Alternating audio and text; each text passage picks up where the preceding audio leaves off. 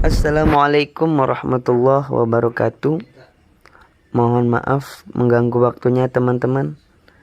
Kali ini saya atas nama Thoriq Rozik dengan nomor induk mahasiswa 1913 270 mata kuliah tasawuf. Saya di sini mau mempresentasikan untuk memenuhi tugas ulangan tengah semester ilmu tasawuf, yakni mempresentasikan mengenai judul tentang pembahasan tasawuf. Baik, langsung saja teman-teman. Yaitu yang pertama adalah diskursus tasawuf. Tasawuf adalah aspek esoteris yang menekankan unsur batin yang sangat tergantung pada pengalaman spiritual atau rohani masing-masing pelaku individu, sehingga wajar bila persepsi tentang tasawuf yang muncul di kalangan para sufi seringkali ditemukan adanya perbedaan-perbedaan. Karena konsep inilah kemudian ada yang membedakan antara tasawuf dengan filsafat, di mana sufisme tidak berupaya memberikan definisi formal terhadap hakikat pengetahuan.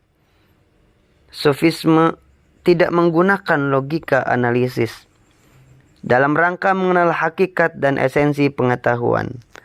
Inilah yang menyebabkan ilmu tasawuf disebut ilmu zauqi, rasa dan pengetahuan spiritual. Karena tasawuf adalah pengalaman spiritual yang tidak mampu dipahami hanya dengan menggunakan analisis logika formal.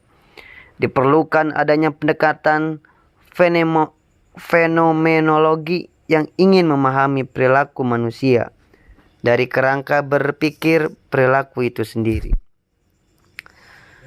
Dalam literatur tasawuf sendiri, definisi yang dimunculkan banyak sekali jumlah sehingga menyebabkan perenungan tersendiri. Tentunya hal ini tidak terlepas dari persepsi dari masing-masing pengalaman individu. Kenyataan demikian tidak berarti adanya kekacauan atau kontradiksi pengertian tasawuf. Karena pada hakikatnya tasawuf adalah pengalaman individual. Hal ini juga disebabkan karena adanya persinggungan sosiokultur di mana individu itu hidup dan tinggal, sehingga memunculkan istilah-istilah yang kemudian membawa konsekuensi yang bermacam-macam. Keadaan demikian yang selanjutnya membawa pada munculnya pengertian tasawuf yang berbeda-beda di kalangan tasawuf.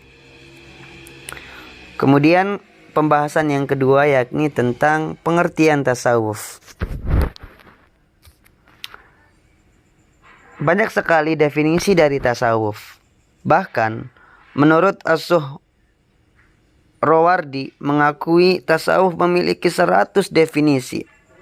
Dan Nicholas sebagai yang dikutip oleh Alwi Shihab mencatat ada 78 definisi. Ini menunjukkan bahwa banyaknya pengertian tersebut muncul dari banyaknya persepsi oleh para sufi sebagai manifestasi dari pengalaman sufistik. Kemudian, menurut Lughawi memiliki pengertian, ada yang menyebutkan sebagai baris atau sof, bersih, sofa, dan serambi, sufah, dan domba, suf, dan kebijaksanaan atau sopos. Dari beberapa kata derivatif sufi tasawuf di atas, muncul banyak komentar tentang kesesuaian kata-kata atau istilah yang dimunculkan tersebut. Oleh karena itu, kiranya perlu dikaji jauh lebih keberadaan kata-kata tersebut, mana yang secara etimologis sesuai dan tidak sesuai. Derivasi kata sufi dan sof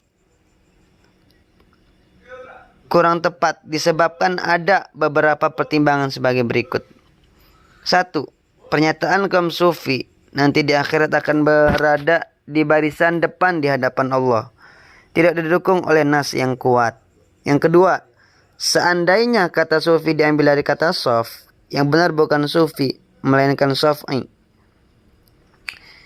Ibrahim Hilal pernah mengatakan bahwa tasawuf memiliki jalan hidup secara zuhud, menjauhkan diri dari perhiasan hidup dalam segala bentuknya.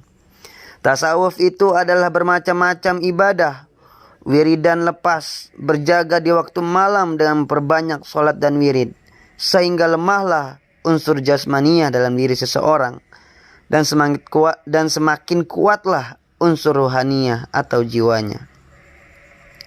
Terkait dengan takrif pengertian tasawuf tersebut, seorang sufi modern, Kiai Haji Ahmad Siddiq, selanjutnya disebut Kiai Ahmad, berpendapat tasawuf adalah pengetahuan tentang semua bentuk tingkah laku jiwa manusia, baik yang terpuji maupun tercela.